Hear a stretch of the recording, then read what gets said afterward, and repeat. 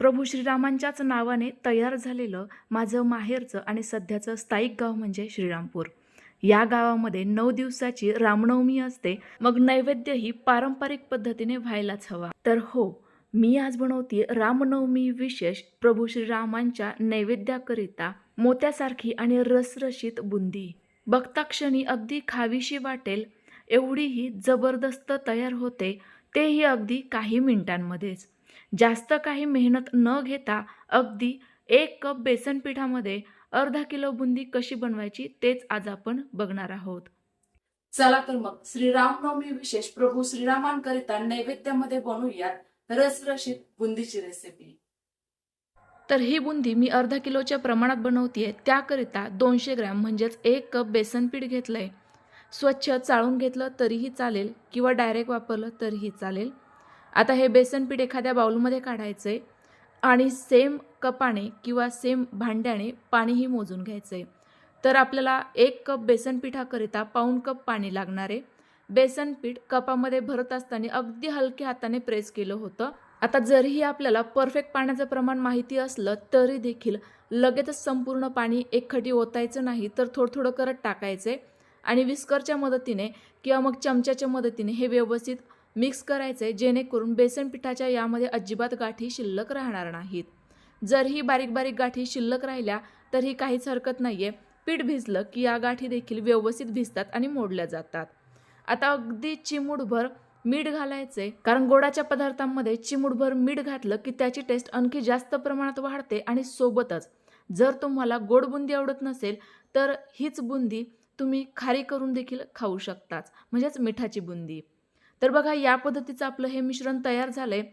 तर साधारणतः या पद्धतीची कन्सिस्टन्सी आहे.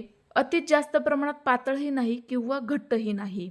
जर जास्त घट्ट बॅटर असेल तर बुंदी व्यवस्थित तयार होत नाही आणि पातळ असेल तर बुंदीचे गोळे गोळे होतात.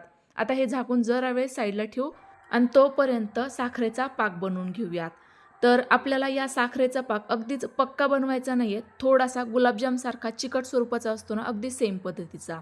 त्याकरिता ज्या कपाने मी बेसन पीठ मोजून घेतलं त्याच कपाने 1 कप साखर घेतली. वजनी प्रमाणात ही 200 ते 250 ग्रॅम असेल. सेम कपाने 1 कप पाणी घातलं. आता या पाकाला छान अशी खळखळून उकळी काढून घ्यायची. साधारणतः साखर विरघळल्यानंतर पुढे 5 मिनिटे तरी ही अशीच उकळून घ्यायची, जेणेकरून आपला थोडासा चिकटसर पाक तयार होतो. जर घट्टसर पाक असेल तर बुंदी हा पाक शोषून घेत नाही, त्यामुळे पाक हा थोडासा सैलसर असावा. ही टिप्स आवर्जून लक्षात ठेवा. आपल्याला पाक बुंदीकरिता कोमट लागणार आहे, त्यामुळे लगेच यावर झाकण ठेवणार आहोत. त्यापूर्वी मी यामध्ये थोडीशी वेलची पूड घातली. तुम्हाला आवडत असल्यास केशर काडीही टाकू शकता. आता एवढ्या वेळामध्ये बघा, आपलं हे मिश्रण देखील व्यवस्थित भिजलंय. यामध्ये अगदी हलक्याशा बारीक बेसन पिठाच्या गाठी होतात, तर त्या देखील व्यवस्थित भिजल्यामुळे आपोआपच यामध्ये विरघळल्या गेल्या आहेत. खूप मस्त असं आपलं हे मिश्रण एकसारख्या कन्सिस्टन्सीचं तयार झालंय. आता यातील एक एक पळी मिश्रण मी एका वाटीमध्ये काढून घेते. बघा, 2 ठिकाणी काढलंय, कारण मला यामध्ये कलरची ही बुंदी बनवायची आहे. तसं तर कलरची बुंदी बनवणं पूर्णतः ऑप्शनल आहे. फक्त पिवळ्या रंगाची बुंदी असली तरी देखील सेमच टेस्ट देणार आहे. तर आता जे जास्तीचं मिश्रण होतं त्यामध्ये अगदी चिमूटभर पिवळा खाण्याचा रंग टाकला. तर या 2 वाट्यांमध्ये एका वाटीमध्ये हिरवा रंग तर दुसऱ्या वाटीमध्ये लाल रंग घातला. मी हा अर्धी चिमूट घातला होता, पण बुंदीत तळल्यानंतर माझ्या लक्षात आलं की कलर अजून थोडासा हवा होता, कारण खूपच फेंट रंग आलाय. तर तुम्ही ती चूक दुरुस्त करून घेऊ शकता, म्हणजेच एक चिमूट तरी रंग टाका. आता संपूर्ण हे जे मिश्रण आहे पुन्हा एकदा व्यवस्थित असं मिक्स करून घेऊयात, फेटून घेऊयात, जेणेकरून रंग जो आहे तो व्यवस्थित असा संपूर्ण पिठामध्ये मिक्स होईल. खूप छान असे पिवळ्या रंगाची आपली ही बुंदी तयार होते. सेम पद्धतीने लाल रंगाचं आणि हिरव्या रंगाचं देखील मिश्रण व्यवस्थित असं मिक्स करून घेऊ. तर बघा, साधारणतः अशा रंगाचं हे मिश्रण तयार झालं, पण हे अजून डार्क हवं होतं.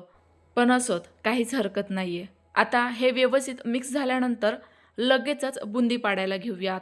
तर पाक तयार झाल्यानंतर लगेचच त्याच गॅसवर मी तेल गरम होण्याकरिता ठेवलं होतं, कारण बुंदीकरिता तेल हे अगदी छान असं कडकडीत गरमच असावं. बुंदी पाडण्या अगोदर तेल तुम्ही अशा पद्धतीने चेक करू शकता. अगदी थेंबभर मिश्रण टाकायचंय.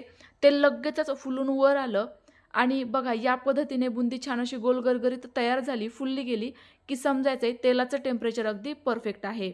यावेळेला गॅसची फ्लेम मध्यम ते फुल ठेवायची. आता तुमच्याकडे जर बुंदीचा अशा पद्धतीचा झाऱ्या असेल तर तो वापरू शकता. जर हा अशा पद्धतीचा झाऱ्या नसेल तर किसनी असते ती वापरू शकता, किंवा मग हा रेग्युलरचा झाऱ्या असतो ना तो देखील वापरू शकता. मी हा मोठ्या झाऱ्या वापरते कारण मला थोडीशी मोठ्या साईजची बुंदी हवी होती आणि म्हटलं वस्तू आहे तर ती वापरायलाच हवी, नाही का? पण मग तुमच्याकडे नसेल तर तुम्हाला मी ऑप्शन सांगितलेलाच आहे.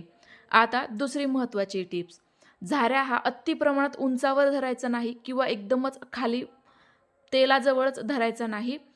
तर एवढं साधारणतः अंतर असायला हवं. जर एकदमच उंच झाऱ्या असेल तर बुंदीला होल पडतात ज्यामध्ये तेल शोषलं जातं आणि एकदमच झाऱ्या खाली तळाला धरला तर बुंदीला व्यवस्थित शेप येत नाही. आता मिश्रण फक्त टाकायचे आणि जेवढं मिश्रण गळल बस तेवढंच. बाकी झाऱ्या अजिबात हलवायचा नाही किंवा झटकायचा नाही. यामुळे देखील बुंदीचा शेप बिघडतो. तर बघा, जोपर्यंत या बुंदीमधील पूर्णतः बुडबुडे कमी होत नाही तोपर्यंत याला अजिबात झाऱ्या लावायचा नाही. ज्या वेळेला या बुंदीतील पूर्णतः बुडबुडे संपतील आणि या बुंदीला छान असा पिवळसर किंवा रंगाची बुंदी असेल तर डार्क रंग येत नाही तोपर्यंत ही तेलातून बाहेर काढायची नाही.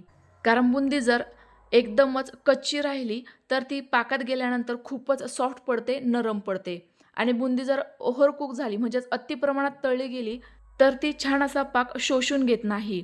तर त्यामुळे बघा, तेलाचं टेम्परेचर आणि बुंदी तळणं देखील तेवढंच महत्त्वाचं आहे. बघा काय मस्त मोत्यासारखी गोल गरगरीत आपली ही बुंदी तयार होते. आणि हो, तेल जर थंड असेल तरी देखील आपली बुंदी चपटी तयार होते, किंवा मग मिश्रण पातळ असेल तरी देखील चपटी तयार होते. तर या टिप्स तुम्ही नक्की लक्षात ठेवा. बुंदी गरमागरम तयार झाली की लगेचच ती या कोमट पाकामध्ये घालायची. पाक आपला कोमटच असावा आणि बुंदी देखील गरमागरमच असावी. या दोन गोष्टी असेल तरच आपली बुंदी मस्त अशी रसरशीत तयार होते. आता दुसरी बॅच तळेपर्यंत पाकातील बुंदी तशीच राहू द्यायची साधारणतः 5 ते 7 मिनिटाकरिता. आणि जेव्हा दुसरी बॅच तळून तयार होईल ना त्यावेळेला जी पहिल्या बॅचमधील म्हणजेच पाकातील बुंदी होती ती काढायची आणि मग ही दुसरी बुंदी घालायची. आता ती बुंदी कशी काढायची तेही पुढे तुम्हाला सांगते. तर बघा, आपली ही सेकंड बॅचही तयार झाली. आता ही बुंदी छान अशी रसरशीत तयार झाली. या बुंदीच्या रंगावरून तुमच्या लक्षात आलंच असेल, मस्त अशी रसरशीत दिसतीये. आता ही आपण एका चाळणीमध्ये काढून घेऊयात जेणेकरून यामध्ये जर एक्स्ट्राचा पाक आला असेल तर तो या खालच्या पातेल्यामध्ये निथळला जाईल आणि यामुळे आपली मस्त अशी कोरडी बुंदी तयार होईल, मोकळी सुटसुटीत तयार होईल. आता ही दुसऱ्या बॅचमधील जी बुंदी तयार झाली होती ती देखील पाकामध्ये घातली.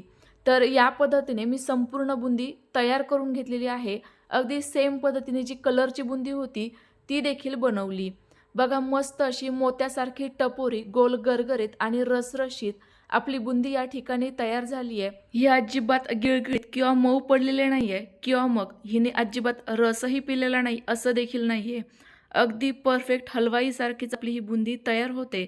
जर मी सांगितलेल्या तुम्ही संपूर्ण टिप्स वापरल्या तर खात्री देऊन सांगते पहिल्याच प्रयत्नात अगदी परफेक्ट बुंदी तुम्ही घरच्या घरी तयार करू शकाल. तर भाग बदलला की नैवेद्याचा प्रकारही बदलतो. तर तसं तुमच्याकडे रामनवमीला कोणता नैवेद्य बनवला जातो हे कमेंट्स करून मला नक्की कळवा.